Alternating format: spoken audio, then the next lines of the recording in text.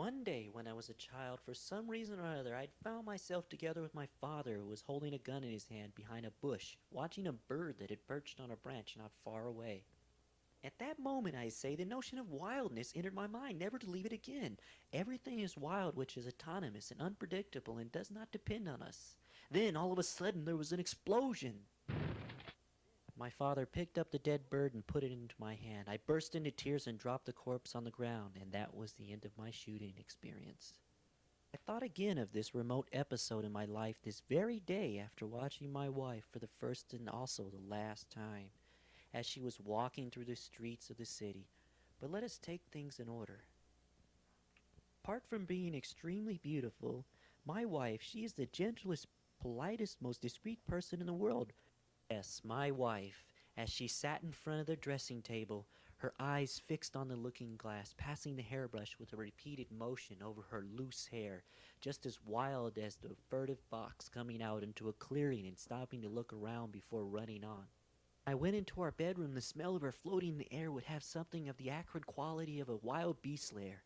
Now I detect the chemical suavity of some ordinary French perfume.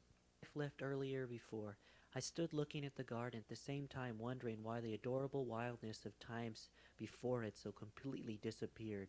Suddenly my wife came into my vision. She walked across the direction of the bus stop. I watched her and I almost jumped for joy. In a moment she was making to pull down a fold of her skirt and smooth it over her thigh with the tips of her long, sharp nails, and in this moment I recognized that wildness in the past had made me love her was back. She's become wild again because she's convinced that I'm not there and I'm not watching her. I followed her movements as she walked past the window overlooking the garden. Then, once she was out of my window view, I grabbed my keys and rushed towards the door, picked up my jacket, and headed towards the porch. Once I was on the porch, I could just see her rounding the corner. She was headed towards the bus stop. I had to follow her. I jumped into my car, which was standing nearby, pulled out of the driveway, and began to pursue her in this maddening wild chase. But I did not join her at the bus stop. I felt that I must not allow myself to be seen. Instead, I waded into my car, which was nearby, and finally a bus came. Finally, the bus came to a stop, and then she got in. The bus started off again, and I began to follow it.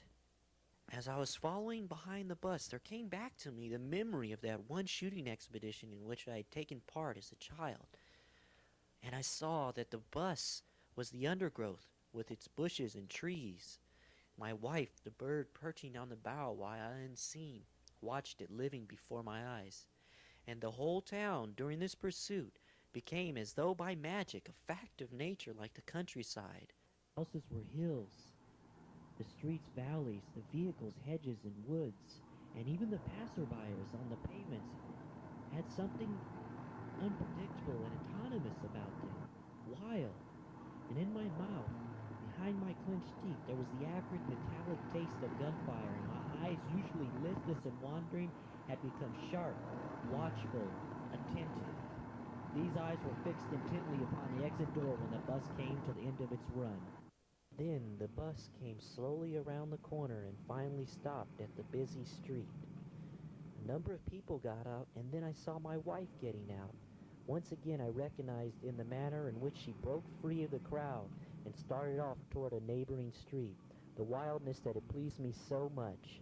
She was walking in front of me, ignorant of my presence. I myself was now sensing with an intensity that quickened the beating of my heart and took my breath away the unrestricted, steadily increasing, irresistible character of her mysterious wildness. She walked hurriedly, having evidently some purpose in view, and even the fact that she had a purpose of which I was ignorant added to her wildness. I did not know where she was going, just as on that far-off morning I had not known what the bird perching on the bough was about to do. Then, unexpectedly, with the suddenness of a film, her purpose was revealed. A dark-haired young man in a leather jacket and a pair of jeans was leaning against the brick wall of a house in that ancient, narrow street. He was idly smoking as he looked in front of him. Then, in a decisive gesture, he threw away his cigarette and took a step forward and seized her arm. I was expecting her to rebuff him.